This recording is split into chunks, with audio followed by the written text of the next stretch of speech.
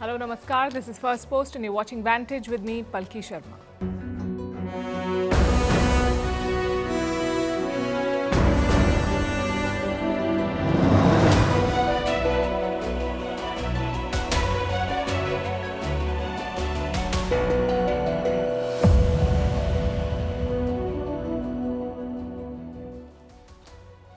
Wall Street is in turmoil, recession fears are rising in the US and President Donald Trump is making it worse. American stock markets lost over $1 trillion yesterday and $4 trillion in just a month. $4 trillion in losses. Investors are on the edge, of course, because the worst may not be over.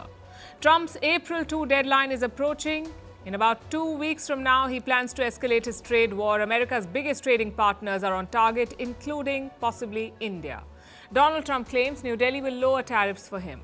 But India says no such commitment has been made. India wants a win-win deal, a balanced deal, one that benefits both sides. We'll tell you about New Delhi's position. Meanwhile, in Saudi Arabia, Ukraine is trying to strike a deal of its own. As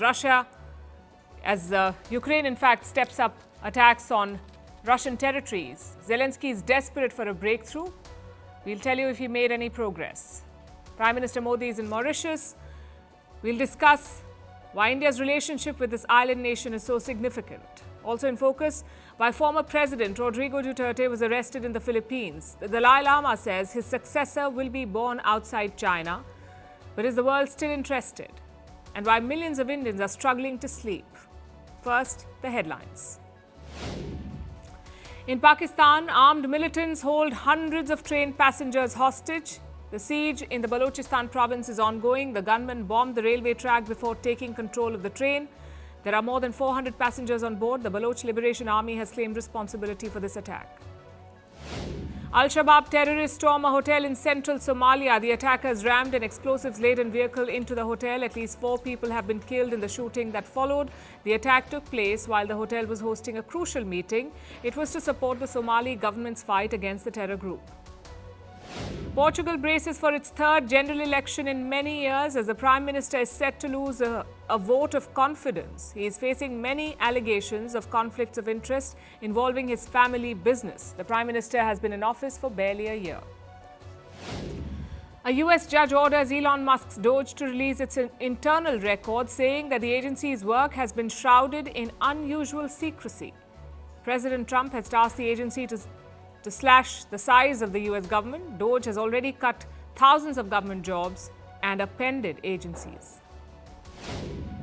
And Manchester United will leave Old Trafford. They plan to build a new 100,000 capacity stadium close to their historic home.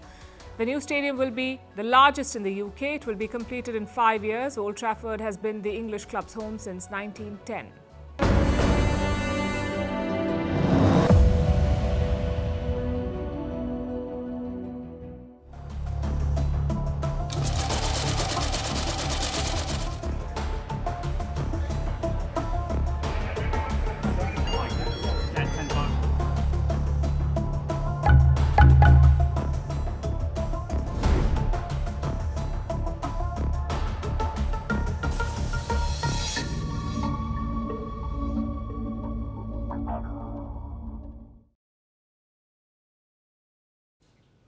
More than $1 trillion. That's how much US stocks lost in yesterday's trade. It was their worst drop since September 2022. And what triggered this fall? The question, in fact, should be who triggered this fall? And the unanimous answer is President Donald Trump. Yesterday, we told you about the fear of recession in America. Many experts believe the US could enter a recession this year. So President Trump was asked about it, about whether he thinks there will be a recession. And Trump uncharacteristically refused to rule out the possibility. Are you expecting a recession this year? I hate to predict things like that. There is a period of transition because what we're doing is very big. We're bringing wealth back to America. A period of transition. That's how President Trump described it. The question, as you saw, was simple and straightforward. Are you expecting a recession this year? Trump could have just said no and avoided the market Armageddon. Instead, he gave an ambiguous response, and that is something that investors hate. They loathe uncertainty. It rattles them. So when Trump gave a non-committal response, they decided to pull their investments. And this triggered a market collapse. Some of America's biggest companies took a hit, including and especially the tech sector. Big tech is among Donald Trump's biggest supporters, and they were among the worst affected by this market collapse. Trump's comments hit them hard. America's biggest technology companies lost some $750 billion in all, in one day's trade, $750 billion. The list includes giants like Apple. The iPhone maker lost some $174 billion in a day. Microsoft's value fell by $98 billion. Google's parent company, Alphabet, lost $95 billion. Amazon, $50 billion, and Facebook's parent company, Meta, lost $70 billion. Even Tesla was not spared, despite President Trump's vocal support for Elon Musk, or perhaps because of it, Tesla is struggling. Musk is practically living in the White House. He's being called the co-president of America. He wields immense power in the Trump administration, but none of this has impressed investors. Tesla shares plunged by 15% yesterday. That's a $125 billion loss in a single day, $125 billion. In fact, Tesla has lost more than half of its value since December 2024. Some $800 billion have been wiped out in 3 months. This is $800 billion from Tesla's market capitalization, gone in less than 3 months. When Trump won the election, Elon Musk's companies witnessed a rally. It was called the Trump bump. Because Elon Musk had bet on a Trump victory, he financed Donald Trump's campaign, and that bet paid off. Trump became the US president, and Musk received a handsome reward. He was appointed as a senior advisor to the president. And the man who's running DOGE, the Department of Government Efficiency. DOGE is fundamentally reshaping the US government. It has ordered mass layoffs from various government departments. It has killed contracts worth billions of dollars, so Elon Musk's influence has become a matter of debate. Trump's cabinet members have questioned it.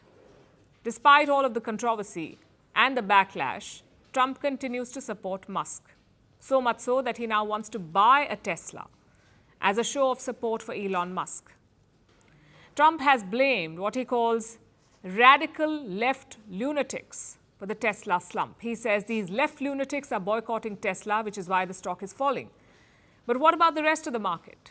Are lunatics now sabotaging the American market too? Or is this a crisis of confidence for the president?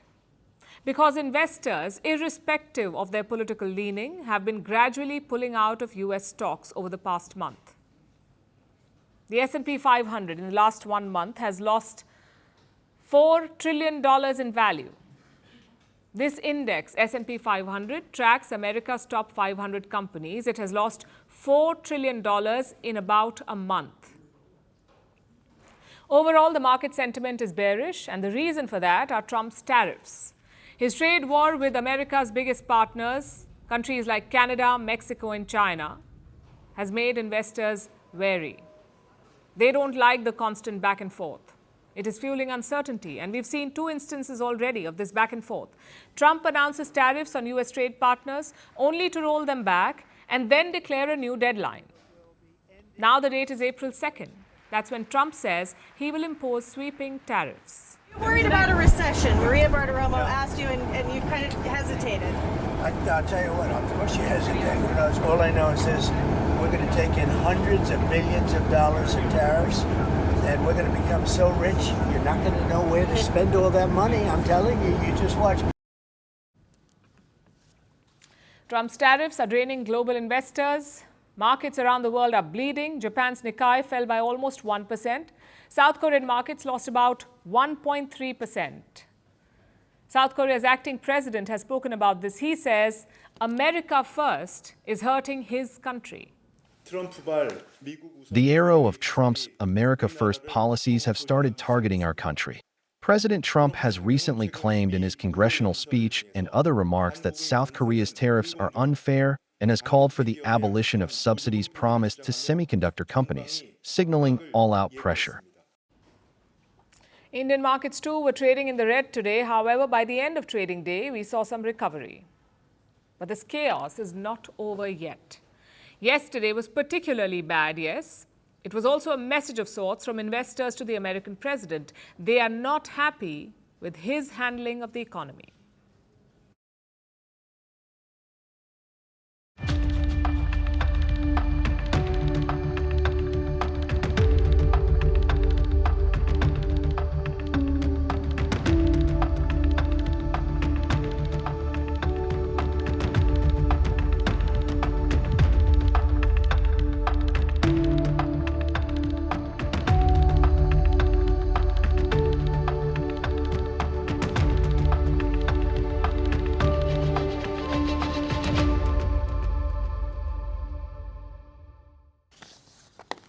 Trump is moving at lightning speed. Meanwhile, the rest of the world is struggling. Forget catching up. It's hard to even keep track of his moves. And that includes India. The US president is sending mixed signals to India. He says he wants a trade deal by the end of this year, but he's also threatening tariffs. Some of his allies call it a pressure tactic, but frankly, it is confusing and destabilizing. And last week we saw an example of that. President Trump claimed that India had agreed to cut its tariffs. Listen to this. Right down the line, India charges us massive tariffs, massive. You can't even sell anything into India. It's almost restrictive. It is restrictive. You know, we do very little business inside. They've agreed, by the way, they want to cut their tariffs way down now because somebody's finally exposing them for what they've done. Turns out we haven't. India's Commerce Secretary has fact-checked Donald Trump. He briefed the parliamentary committee on the tariff situation and he said no such commitment had been made. Yes, talks are underway, but India has not agreed to cut tariffs. That's what the Commerce Secretary said. Now, beyond this, the Secretary made a couple of points. Number one, India wants a mutually beneficial trade deal. It is not focusing on minor tariff tweaks. It wants a long-term deal, something that will settle this issue once and for all. That's point number one. Number two, India is committed to free trade. The Secretary said that a trade war would not benefit anyone. He also said it could lead to a recession. Number three, India has sought time from the United States until September later this year, which fits the timeline agreed by both Trump and Modi. Point number four that the Commerce Secretary made, India could probably escape reciprocal tariffs.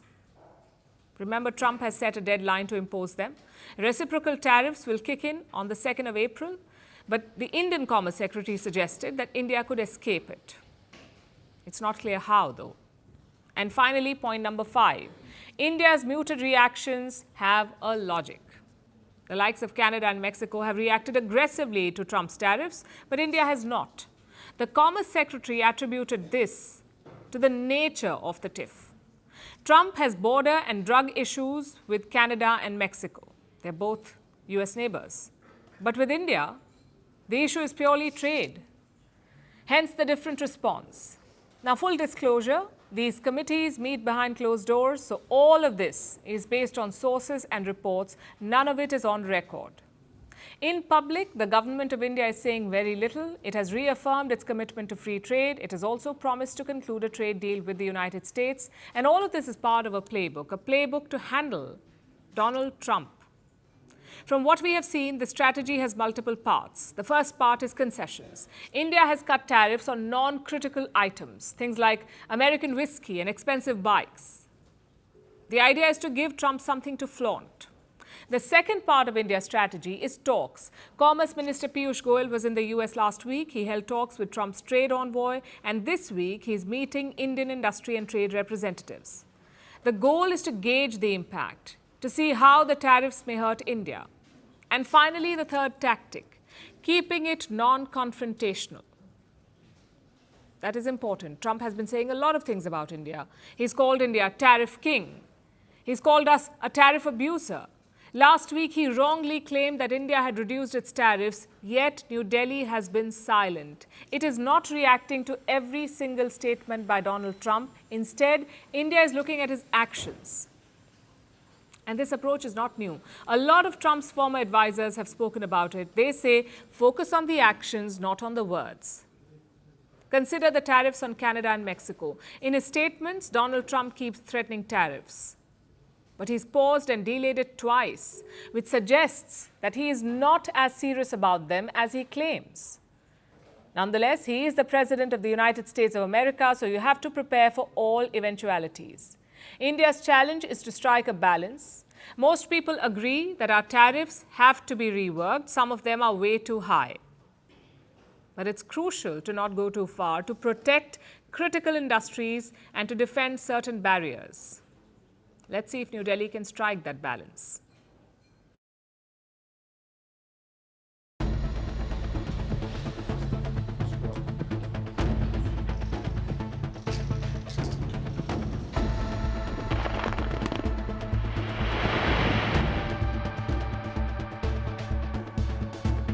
I don't want a ceasefire. I don't want a ceasefire. I want to go, and I want this. Look.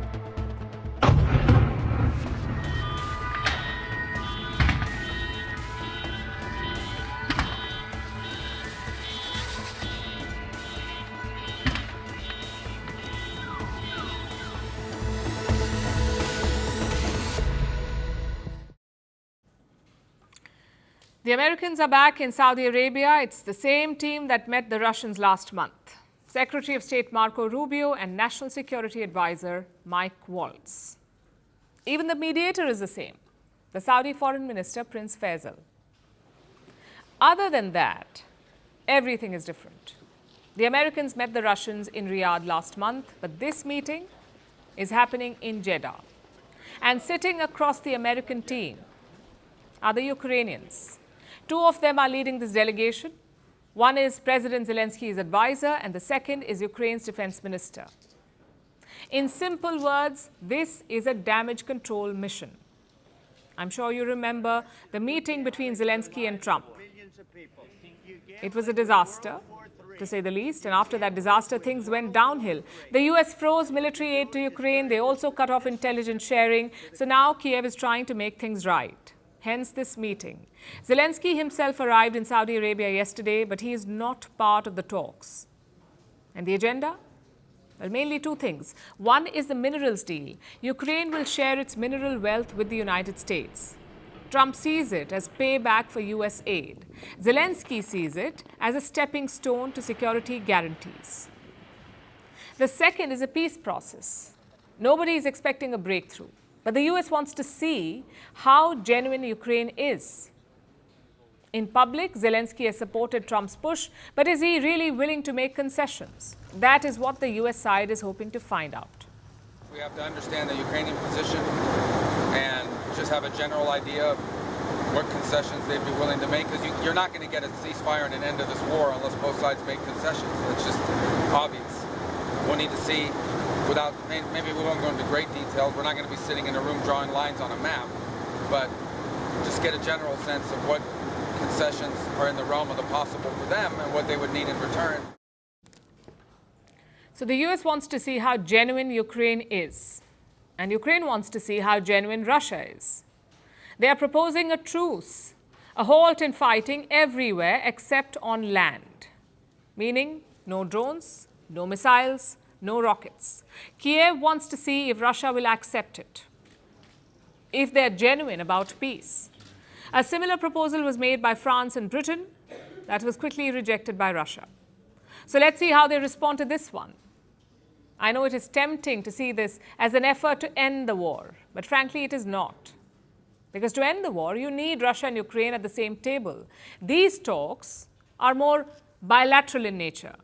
Both Ukraine and Russia are trying to get Donald Trump on their side. That's what this is about.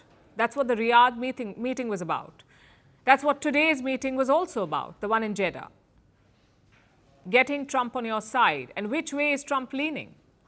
Well, he says it is easier to handle Russia than Ukraine. President Putin is bombing Ukraine. Yeah. Do you still believe him when he tells you that he wants peace? Yeah, no, I believe him. I believe him. I think we're doing very well with Russia. But right now they're bombing the hell out of Ukraine. And Ukraine, I'm finding it more difficult, frankly, to deal with Ukraine. And they don't have the cards. Zelensky is hoping to change that perception. On the one hand, he is talking to the US. On the other, he is taking the attack to Russia. That's right. Ahead of the meeting, Ukraine launched a massive drone attack on Moscow, their largest yet on the Russian capital. Ukraine's largest drone attack on Moscow so far. Pictures showed buildings being blown apart and cars burnt on the streets. Russia says more than 300 drones were fired in total, out of which 91 drones targeted Moscow and over 120 targeted Kursk. Kursk is a region in southern Russia. A portion of Kursk is currently being held by the Ukrainian forces. Reports say 3 people were killed in this latest attack. Take a look.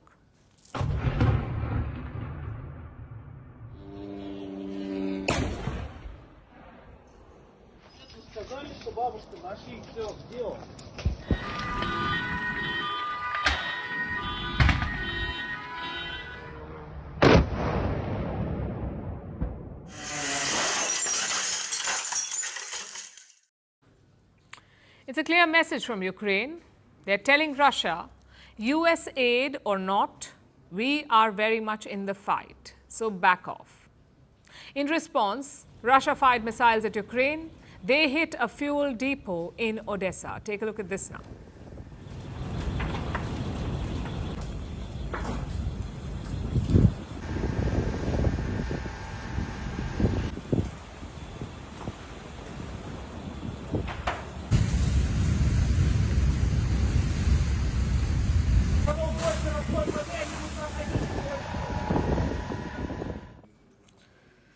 This is not exactly the perfect setting for talks, but then again, it sums up the entire situation. Neither side is open to concessions, evidently. Zelensky has refused to give up Ukraine's territory, and Putin is sitting pretty on the battlefield. He has ruled out any concessions to Ukraine. So where will the breakthrough come from? Well, that's where Donald Trump is key. Last week, he threatened Russia with crippling sanctions. And around the same time, he also cut off military aid to Ukraine. So Trump has levers over both sides. Ukraine more than Russia, of course. It's a question of who he decides to side with, and that is why both Russia and Ukraine are trying to court the US president. Let's see which way he goes.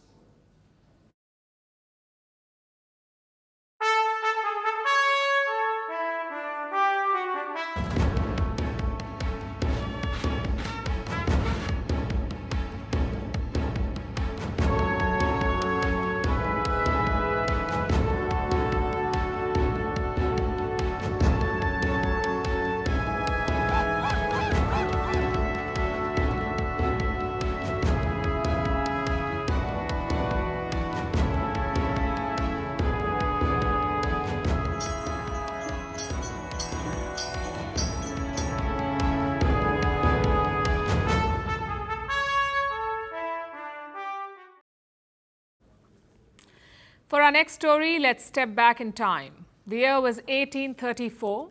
British ships sliced through the Indian Ocean, carrying loads of human cargo.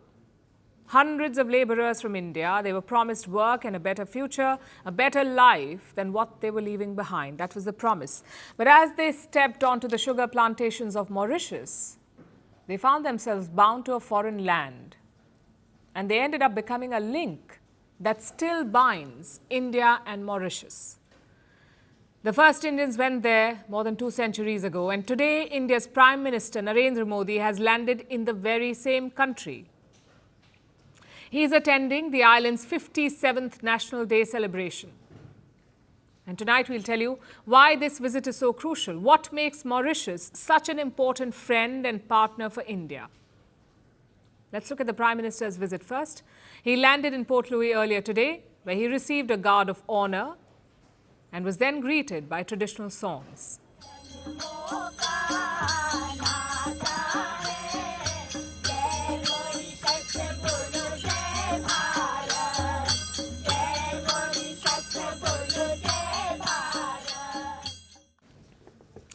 From here, Prime Minister Modi met the President of Mauritius. He gifted him Ganga Jal from the Mahakumbh.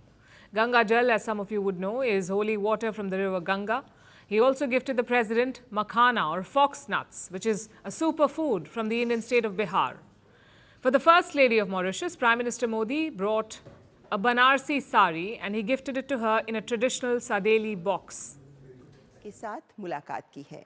Mauritius के राष्ट्रपति से प्रधानमंत्री नरेंद्र मोदी की मुलाकात हुई है, तो वहां भी प्रधानमंत्री ने कुछ विशिष्ट उपहारों के साथ राष्ट्रपति का अभिनंदन भी किया। The Mauritian Prime Minister has also awarded the highest civilian award, the country's highest civilian award, to Indian Prime Minister Narendra Modi. He is the first Indian leader to receive this honour. Now, this visit will last for 2 days. As I said, Prime Minister Modi will attend the National Day celebrations. He will also meet a lot of officials. On the agenda are multiple deals and agreements. Prime Minister Modi says this visit will open a new chapter in India-Mauritius ties. Which brings us to Mauritius. It was first discovered by Arab sailors back in the 10th century. Then the Dutch claimed the islands. They named the archipelago Mauritius in honor of Maurice of Nassau. In the 18th century, the French took control. That's when the first Indians arrived in Mauritius. They were artisans and masons from Puducherry in India, which also happened to be occupied by the French. Puducherry in the southern part of India. Then in the year 1810, the British finally seized control. They needed a workforce for their plantations in Mauritius, so they orchestrated the Great Indian Migration. Ships ferried thousands of workers from Bihar, Tamil Nadu and Uttar Pradesh. They built new lives and raised families in this foreign land. And over generations, they became Mauritians, with Indian names and Indian cultural values, but a new national identity. Today, Mauritius has a population of 1.2 million. 70% of them are of Indian origin. Languages spoken on the island include Bhojpuri, Tamil, Telugu, Hindi and Urdu. Diwali, Holi and the Tamil New Year are national celebrations here. The Prime Ministers of Mauritius are of Indian origin. Even the National Day is linked to India. In the year 1901, Mahatma Gandhi landed in Mauritius. He was on his way to South Africa. Gandhi was just a lawyer then, but he had a message for the Indian community there. He told them to educate and organize themselves and reclaim their dignity. This message stayed with the people of Mauritius. So to honor him, they celebrate their National Day on March 12th, the same day as Gandhi began his Dandi March. More than half a century later, in the year 1968, Mauritius became an independent country. Sivasagar Ramgoolam became the first Prime Minister. He too was of Indian origin, and he had close ties with Indian freedom fighters. He once even proofread a book by Netaji Subhash Chandra Bose. Since then, only 2 families have ruled this island nation, the Ramgoolams and the Jugnauts. Sivasagar Ramgoolam's son is the current Prime Minister of Mauritius. So while the relationship spans centuries, ties between India and Mauritius as independent countries deepened after 1968, the year when Mauritius became a free country, when they got independence, 1968. Then in 1974, the 2 countries signed a defense agreement. India became the guarantor of Mauritius's security. And the first challenge came in 1983. There were rumors of a coup being planned by the MMM, the Mauritian Militant Movement. They apparently wanted to take over the island. Reports suggest that India intervened then. Indira Gandhi was the Prime Minister. She ordered a covert operation called Operation Lal Dora. Apparently, the plan was to send Indian troops to Mauritius in the event of a coup. It did not happen, and it's not something that India has ever accepted. Either way, the coup was averted, and that's not the only time that India has backed Mauritius. There's also the Chagos Islands. It's an archipelago in the Indian Ocean. It was separated from Mauritius by the British. Its largest island, the largest island of the Chagos group, is called Diego Garcia. The British leased it to build a military base there. They still have it. The island now hosts a US military base, Diego Garcia. Mauritius has long wanted the islands back, and India has supported this demand. Even at international forums, India championed Mauritius's cause. And last October came a victory. The UK announced that it would hand over the islands to Mauritius. So from security cover to diplomatic support, India has always stood up for Mauritius. And beyond the friendship, this was also a strategic investment. Because look at where the island nation is situated, in the Indian Ocean. And India has been building assets there of late, especially in the Agalega Islands. They're located 1,100 kilometers north of Mauritius. India has invested in infrastructure in Agalega, like an airstrip and a new jetty. And the reason is quite clear. China is widening its footprint in the Indian Ocean. Agalega gives India a presence to help and to work with partners like Mauritius to counter Beijing's growing influence. And that's not all. India also helps pick the National Security Advisor of Mauritius. It's an arrangement that goes back decades. The Mauritian NSA is always an Indian citizen. Beyond all of this, we also have economic ties. Mauritius is a top source of FDI into India. That's foreign direct investment. India has also poured in over $1.1 billion into development projects there. From metro lines to disaster relief, India has positioned itself as their most reliable ally.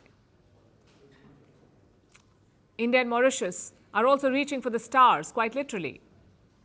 Since 1986, India's space agency ISRO has operated a satellite tracking station in Mauritius. It helps guide India's missions into space. So as Prime Minister Narendra Modi stepped onto Mauritian soil today, he arrived not just as a head of state, but also as a symbol of this relationship, a relationship that is rooted in history, strengthened by strategy, and driven by a shared future.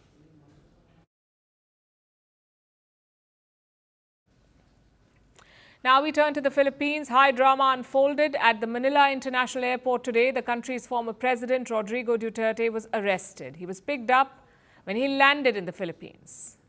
And now he is reportedly on a plane to the Netherlands, to The Hague.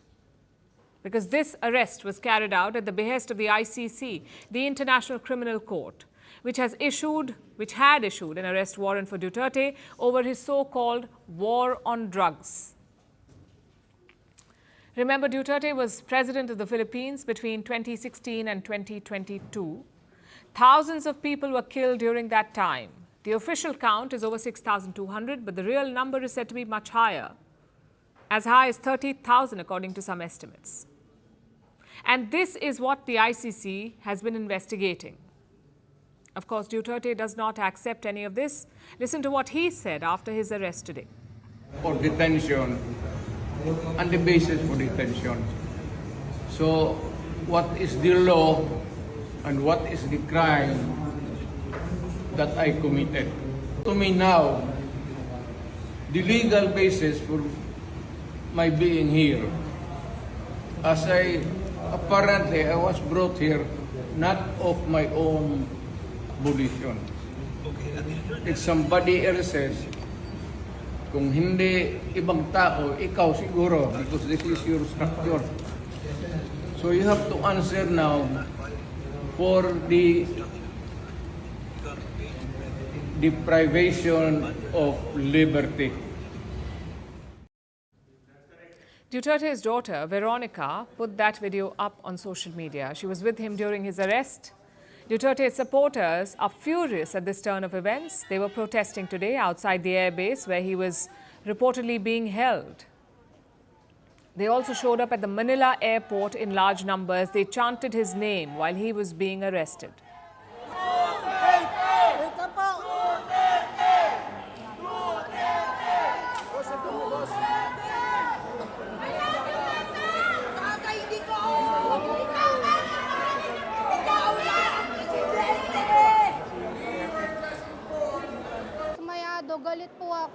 I'm sad, dismayed, and angry at what happened. Duterte is old and he did not deserve what they did to him. What he did was for the Philippines. The time that he was the president was peaceful. There was less crime and there was order when he was in power. He did not deserve this treatment. Rodrigo Duterte is a polarizing figure. To his supporters, he was tough on crime. He's said to have made the Philippines safer. But his detractors say that he upended law and order. He encouraged extrajudicial killings without any regard to due process. Hitler massacred 3 million Jews. Now, there's a 3 million drug addicts. There are. I'd be happy to slaughter them. The police was given free rein. They killed with impunity and then planted evidence to justify the slaughter. These are the charges. The International Criminal Court has been investigating all of this.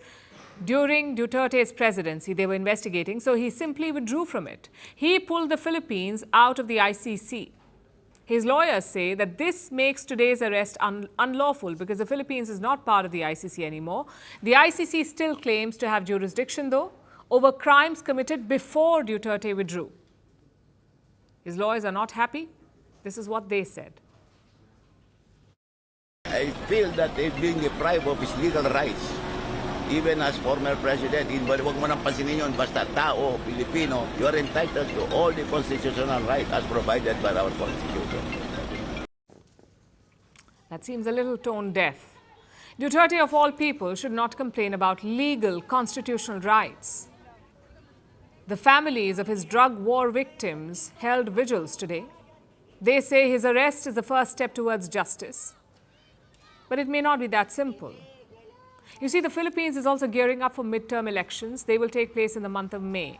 On one side, you have the current president. His name is Ferdinand Bongbong Marcos Jr. On the other side, you have the vice president. Her name is Sara Duterte, and yes, she is Rodrigo Duterte's daughter. Sara was initially an ally of the current president Marcos Jr., but last year they had a falling out, and their feud has been escalating. Sara even threatened to have Marcos assassinated. And for this, she was impeached last month. But she has not removed from her post. Now Sara Duterte's father has been arrested just before an election. Will this result in a sympathy vote for her? Will it allow her to undermine President Marcos and eventually free her father? We'll find out in a few weeks.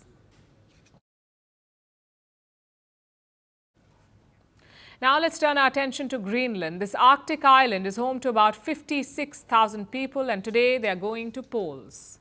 And historically, the island's elections rarely make global headlines. But this year, all eyes are on the ballot because Greenland has exploded into geopolitical significance thanks to US President Donald Trump. He has openly and repeatedly talked about acquiring the island. So what does this election mean for Trump and the people of Greenland? Here's a report. Residents flocking to the booths, political parties pitching tents outside, campaigners offering hot drinks and cake, election workers being cheered on. It's clear that the mood is festive at the Seoul polling station in the capital city of Nuuk as Greenland goes to polls. Greenland is the largest island in the world. It is thinly populated and home to just 56,000 people. Its elections usually attract only local attention. But this year, the island has drawn outsized global attention after it exploded into geopolitical significance thanks to US President Donald Trump. I think this is one of the most important elections we've ever had, or that we'll vote in, also because there's so much focus on Greenland at the moment around the world. Here's a little context. Greenland is controlled by Denmark, which is nearly 3,000 kilometers away. And it has been this way for about 300 years now. Though Greenland governs its own domestic affairs, its decisions on defense and foreign policy are made by Copenhagen. Since 2009, the island has wanted independence. It has sought to break free from Denmark. Earlier this year, their Prime Minister said that the territory should free itself from the shackles of colonialism unlike ever before. This debate has taken center stage in the country's elections and on the world stage because it has been quote-unquote put on steroids by Trump. Because of the attention now, growing attention from the world, I mean from Trump's statements and the pressure also a little bit towards the Danish state and so on, the independence question has popped up again as a major theme in the election campaign. You see, this island is rich in mineral resources, rare earth minerals which are called the key to driving the global economy. Plus, Greenland occupies a strategic location in the North Atlantic. It's located halfway between Russia and the United States. So Trump wants Greenland. He has openly and repeatedly declared his intent to acquire it. We need Greenland for national security and even international security, and we're working with everybody involved to try and get it. But most Greenlanders show no sign of wanting to become Americans. Greenland and Denmark's leaders have repeatedly rebuffed Trump's demands. We don't want to be Danes. We don't want to be Americans. We want to be Greenlandic. And of course, it is the Greenlandic people who decide their future. Now, independence is the biggest issue on Greenland's ballot. 6 parties are contesting the elections. 5 out of those favor independence. After all, Trump's interest has stoked calls for the island to break away from Denmark. I strongly believe all this interest from Trump and the rest of the world is definitely speeding up our independence process with times 100. The question remains, will Greenland break free? What will become of its relationship with Denmark? Will the island break its shackles only to wear new American ones? The island has a relatively small electorate, so within a few hours, the world should have its answer.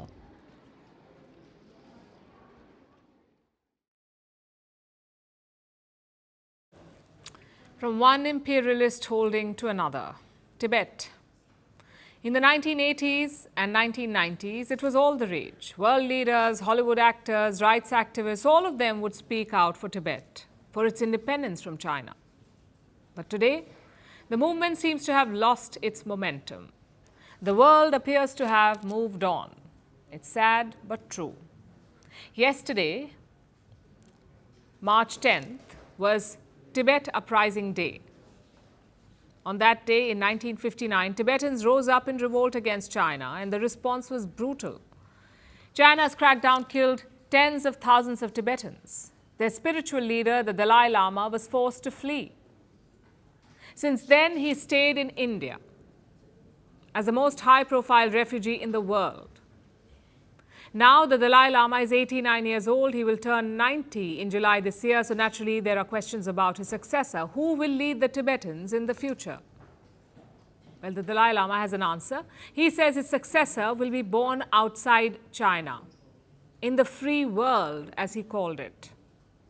Let me first explain what the belief is. The Dalai Lama is not a person. It is a position. The spiritual and political leader of Tibet is called the Dalai Lama. When he dies, he is believed to reincarnate. His soul is transferred to the body of a child. That is the belief. The current Dalai Lama has been very cagey about his successor. Once he said the system would end with him. On another occasion, he said his successor would be a woman. And now he says the successor will be born outside China. Of course, Beijing is having none of it. The communist rulers are feeling a sudden love for religion. They are now pointing to Tibetan traditions. They say the next Dalai Lama must come from China. Listen to this. The 14th Dalai Lama is a political exile who engages in anti-China separatist activities under the cloak of religion and has no right to represent the Tibetan people at all. Respecting and protecting the inheritance of Tibetan Buddhism, including the inheritance of the Dalai Lama, should abide by the laws and regulations of the state, follow religious rituals and historical conventions, and follow the method of domestic searching and lot drawing from the Golden Urn. You cannot make this up. China is saying we must protect Tibetan Buddhism. This is the same China that demolished monasteries, that slaughtered Tibetan monks. Then why the sudden religious awakening? Because of politics. If China can control the next Dalai Lama, they can control Tibetans, basically create a puppet leader. But for that, the successor must come from China. If they're born in India, for example, China will not be able to control them. Hence this tussle over succession. Expect more clarity by July this year. That's when the Dalai Lama will turn 90. He says he will reveal more details on his successor by then, which brings us to the larger story here, the story of the Tibetan movement. We're talking about a very proud people, very proud and very distinct. Their culture is thousands of years old. So they had every right to resist Chinese occupation. But that's not why the West supported them. Their reason, the reason for Western support, was purely political. Tibet was a useful tool for the Americans in the 1980s, the 1990s, and then the 2000s. A tool to keep China in check, a tool to build pressure on the Chinese. Every US president since 1990 had met the Dalai Lama. A streak that ended with Donald Trump. He did not meet the Dalai Lama during his first term, nor did his successor Joe Biden, because by then, the US was more focused on Taiwan. And that sums up the problem, really. All this support was never based on principle, it was based on strategic advantage. You think the Americans care about Taiwan's self-rule? No, they care about putting pressure on China. In Europe, you think they care about Ukraine's sovereignty? Evidently not. They care about checking Russia. It's a lesson for people and movements around the world. Pick your supporters carefully. See what they're really after. As for the Tibetans, this is a crucial period. The Dalai Lama wrote an op-ed recently. He has reiterated his offer to Xi Jinping. Let me quote from what he said. Despite Tibet's historical status, I have believed and still believe that the Tibetan people can thrive with their distinct identity, language and culture on the Tibetan plateau while remaining within the People's Republic of China. Basically, he's pitching a political solution. We will stay within China's fold, but we want more autonomy and rights. China will never agree to that. If they do, similar demands will pop up elsewhere, like in Xinjiang or Inner Mongolia.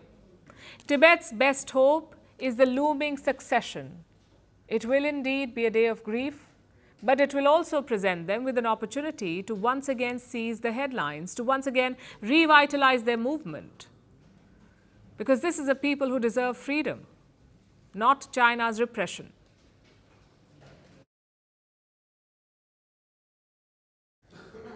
Our next story is from Syria. Yesterday, we told you about the violence that erupted there between the new rebel-led government and Syria's Alawite minority. Today's story is also about a minority there, the Kurdish people.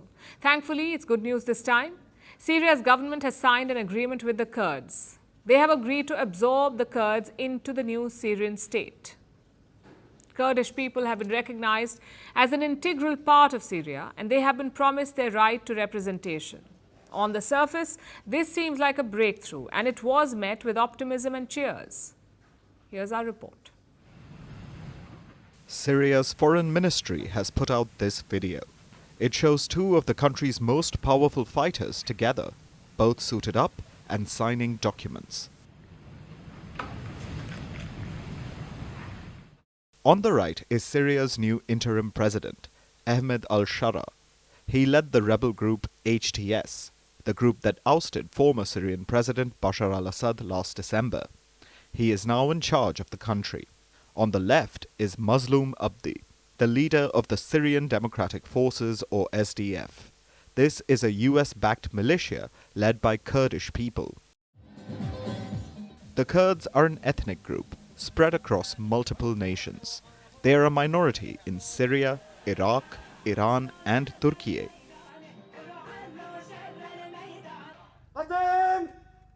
The SDF Kurdish militia has been instrumental in fighting terrorism. They fought alongside the US against the Islamic State. The SDF helped bring about ISIS's downfall. This brought vast territory under SDF control. The group set up a parallel government there, not under the control of Bashar al-Assad, nor the rebels that opposed him. But their de facto autonomy has been questioned recently, ever since the Syrian rebels ousted Bashar al-Assad. Ahmed al-Shara and his group said that they wanted to unite Syria, not let it splinter into multiple states. To achieve this, it was essential to reach a deal with the Kurds, to bring their territory under Damascus's control, and it seems this has finally been accomplished. Mazloum Abdi put up this post. He says that the new agreement is an opportunity to build a new Syria. The news was greeted with joy in Kurdish-controlled territory.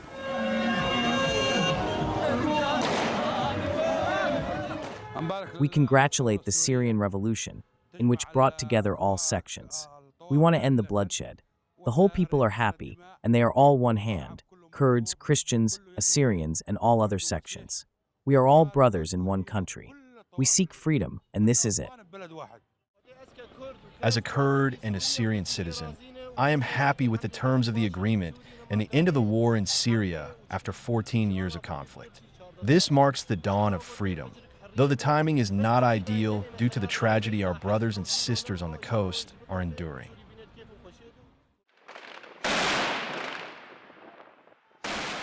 Last week, Syria saw its worst outbreak of violence since Bashar al-Assad's ouster. The new rebel-led government forces clashed with Assad loyalists from his Alawite community. The violence left about 1,000 civilians dead. Syria's Kurds protested against the killings today. My message is for the Syrian blood to stop. We are all brothers, whether Christian, Arab, Kurdish, Druze, or of any sect, and Jews too. In Syria, we are all brothers. This is what the Prophet taught us. Some Kurdish people may still be wary of the new government, especially after last week's bloodshed, but their options are also limited right now. The Kurds managed to set up their autonomous region with US support, to the tune of over $180 million last year. But US President Donald Trump may cut funding for them, despite all their help against the Islamic State. Meanwhile, Turkish-backed militias have been stepping up attacks against the Kurds, so the autonomous Kurdish area was alone and surrounded. Negotiating with Damascus was probably the best thing to do in this situation. With the new deal, hopefully, peace can come to the Kurds of Syria.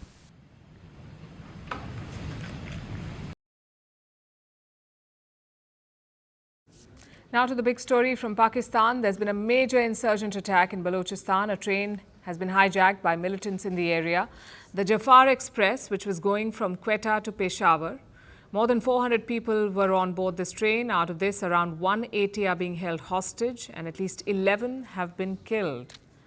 We are talking about a massive attack here, the likes of which we only see in the movies. First, let's look at how the hijack happened and who did it. The BLA have claimed responsibility for it. The BLA is the Baloch Liberation Army. It's an armed separatist group in Pakistan's Balochistan province. The terrain there is extremely rugged, so the railway lines have a lot of tunnels. The BLA reportedly used that to their advantage. They fired upon the train and trapped it inside a tunnel. After that, they blew up tracks in the vicinity. Then the BLA fighters boarded the train and took people hostage. Around 100 security personnel were also inside, and they too were taken hostage. In total, the BLA claims 182 people are in their custody. They also claim 11 people were killed. They have issued a warning to Pakistan security forces. If you intervene, there will be severe consequences. And what is the Pakistan government doing? They have declared an emergency in the area. They've also rushed helicopters and security personnel to the train. But as things stand, this is a live hostage situation and the BLA is still in control of the train. Now, I know this attack sounds daring and risky, but it should not come as a surprise. Insurgency has been surging in Balochistan. This is a resource-rich province in Pakistan's west. Also the largest by area, Balochistan is the largest province in the country. It is home to resources like natural gas, coal and gold, yet the locals have never benefited from this richness. Politically, they have been persecuted by Pakistan's military, and financially their resources have been handed over to the Chinese. In fact, Balochistan is a key part of China's Belt and Road projects in Pakistan, projects that they have not benefited from. Hence the local outrage. There are a number of insurgent groups in this region. Last week, they announced a major move. All the Baloch armed groups decided to unify their commands, basically fight under a single military setup. And days later, this attack has happened. So like I said, it's not a surprise. Balochistan reported 150 attacks last year. It was 119% up compared to the year before. In fact, this very same train line has been targeted before. The service had been shut down for 2 months last year, but it was resumed in October 2024. I suspect there will be another shutdown after this. Either way, this is a massive challenge for Pakistan. Their military will have to flush out these fighters and free the hostages. The rugged terrain will make this operation very difficult. But even after that, questions will be asked about Pakistan's handling of Balochistan, about its failure to contain these groups. We will be tracking this story closely.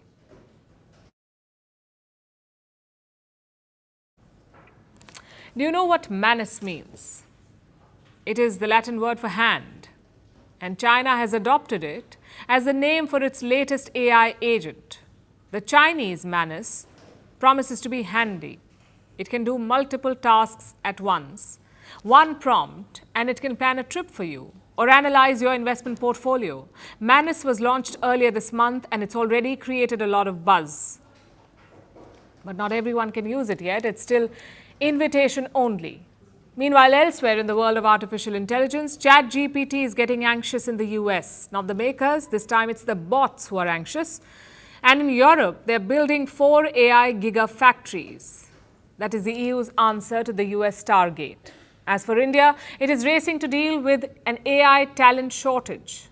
A shortage of 1 million professionals, apparently.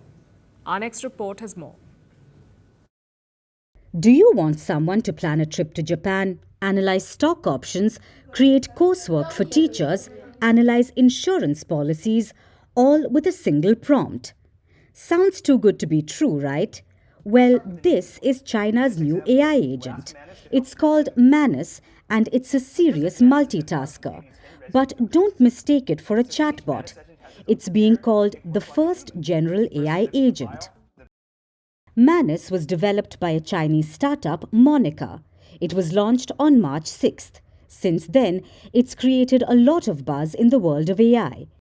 Many even compared it to DeepSeek, calling it the next big name in AI. Right now, Manus is invitation only. You can only test the AI agent. According to Manus's website, it outperforms OpenAI's deep research model. But it has left the industry divided. Some call it a major breakthrough, claiming Manus goes further from mere chatbots. It shows China's dominance in the AI world. But some experts remain skeptical, and that's because Manus wasn't built from scratch. Also, it's prone to factual errors and execution failures. So China is racing to secure the lead in the AI race with more advanced models. And what is the United States doing? Well, its models are left anxious. I'm talking about ChatGPT. A new study shows that ChatGPT gets anxious quite literally. It mirrors human stress patterns and even responds to calming techniques like that of guided meditation and deep breathing. Guess the pressure to stay ahead is getting to it. But jokes aside, China and the United States are locked in an AI tussle, and Europe is scrambling to keep up. The European Commission is raising $20 billion. This is to build 4 AI gigafactories. It will be like a public-private partnership. Each gigafactory will contain 100,000 cutting-edge chips. They will be used to develop the most advanced, very large models that are in line with Europe's regulations. It is Europe's answer to the Stargate project, which is America's ambitious $500 billion AI venture. But there are a few hurdles here. Obtaining chips or technology won't be easy. There's also lack of electricity, especially on the scale that it's needed. Europe will have to figure out all of that. So where does this leave the world? AI is evolving rapidly from chatbots to general AI agents, from national strategies to global competition. But there's one thing everyone can agree on. The demand for AI talent is skyrocketing, and right now, most of the world is playing catch-up. A new report suggests by 2027, 2.3 million jobs could open up in India's AI sector. The AI talent pool will grow by over 1.3 million. But even then, India faces a crunch of 1 million workers. So China is pushing the boundaries of AI innovation. The US is facing the pressure to stay ahead. Europe is trying to secure its place in the AI landscape. And India is racing to train more professionals. But the real question is, where does this end? With AI evolving at lightning speed, with governments investing billions and companies testing the limits of what's possible, is the world ready for the next phase? A future where AI isn't just a tool, but a decision maker.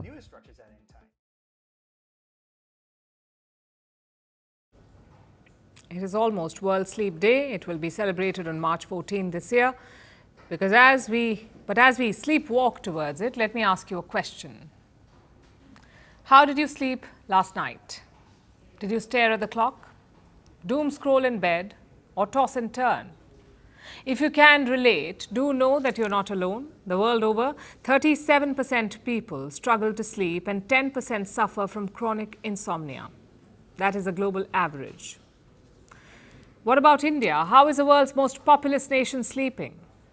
Well, not very well. And we aren't the ones saying this. A new survey is. A survey conducted by Local Circles, a citizen engagement platform. According to this survey, 59% Indians get less than 6 hours of uninterrupted sleep. For context, adults should get between 7 and 9 hours of sleep every night. In India, only 39% adults sleep for 6 to 8 hours. Another 39%, only 39% sleep for 6 to 8 hours. Another 39% get 4 to 6 hours. And 20% adults manage only about 4 hours of sleep. This is alarming. But why is it happening? Before you blame phone use, here is a disclaimer. As per the survey, only 6% Indians face sleep interruption due to phone calls or notifications. For the majority, for 72% people who get less sleep, this is the reason: waking up to use the washroom. It doesn't sound like much, but for most people, it is the biggest sleep disruptor. For about 25% Indians, a poor sleep schedule is another big problem, a schedule that changes regularly, punctuated by early mornings and late nights. The third biggest reason is external disturbance, like noises or mosquitoes. They regularly disrupt the sleep of 22% Indians. Of course, this problem is not limited to the 3 reasons we just mentioned. It is not limited to India either. All over the world, people find it difficult to get some shut-eye. And this is due to a range of factors. But the repercussions are mostly the same. When we sleep, our bodies and our brains get important work done. The body boosts its functions and the brain tidies up. Think of it as pruning bushes in a garden. It helps healthy bushes grow. It gets rid of dead leaves. It maintains day-to-day health of the plants. And this is exactly what the brain does when we sleep. It prunes connections. The things we learn, our memories, it strengthens the ones it wants to keep. It discards the ones it deems less important. For you, this means waking up with better memory, better thinking ability, creativity, and alertness. So when you don't get enough sleep, you miss this overnight cleanup. You wake up feeling slower. It can be hard to think straight. Plus, your body thinks that it is under stress. This increases inflammation, The immune system gets disrupted, the risk of common illnesses like cold and flu increases. And if this continues, serious medical conditions emerge, conditions like cancer, dementia, heart disease, diabetes. So little wonder that we are obsessed with sleep, our anxiety over it, our red light glasses, our sleep oil, sleep trackers, AI beds. All of it makes a $585 billion industry. That is the sleep industry, $585 billion. And yet, sleep remains elusive. Why is that? Experts say it's because we miss two key factors. First, sleep has little to do with how you fall asleep. It is less about your pre-sleep tea. It's more about the demands of your waking life. If you have two toddlers, or if you must cover a double shift, there is hardly a super special mattress that can help you. So instead of just jumping to fix it, first identify why you're losing sleep. Secondly, stop chasing a sleep ideal. There is no such thing as the 8-hour mark. It is a marketing myth, much like the 10,000 steps that you must walk in a day. Different people need different amounts of sleep. So instead of saying not enough or too much or not the right kind, find out what works for you. Because sleep is not a high-pressure challenge. Maybe once we accept that, we will stop losing sleep over sleep.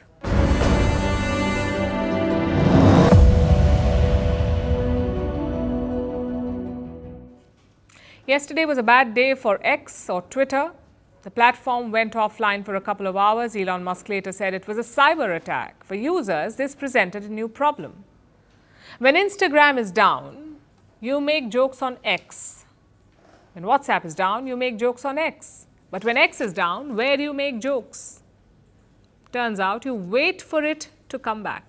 And that's what users did. Once the platform was back, it was a roast session for Musk and X. Take a look.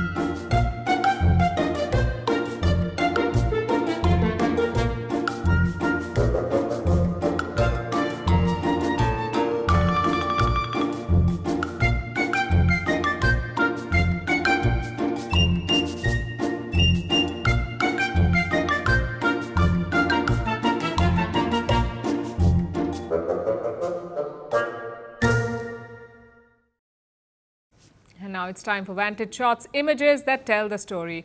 Hundreds in Serbia protest against the country's public broadcaster. Dubai organizes iftar meals for foreign workers during the month of Ramadan, and Guatemala's volcano of fire erupts, forcing mass evacuations. Finally, we are taking you back in history. On this day in 2011, a massive earthquake hit Japan's Honshu region. More than 18,000 people were killed by the earthquake and the resulting tsunami. It also triggered a meltdown at the Fukushima nuclear plant, leading to the second worst nuclear disaster in history. We're leaving you on that note. Thank you for watching. We'll see you tomorrow.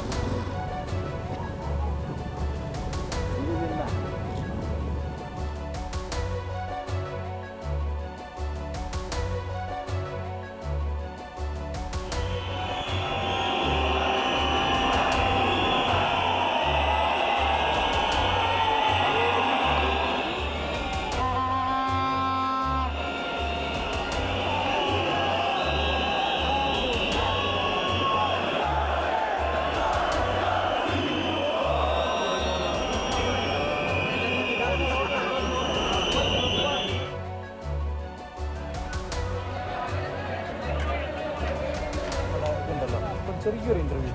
Okay. Take some good bits now, otherwise I will speak to people.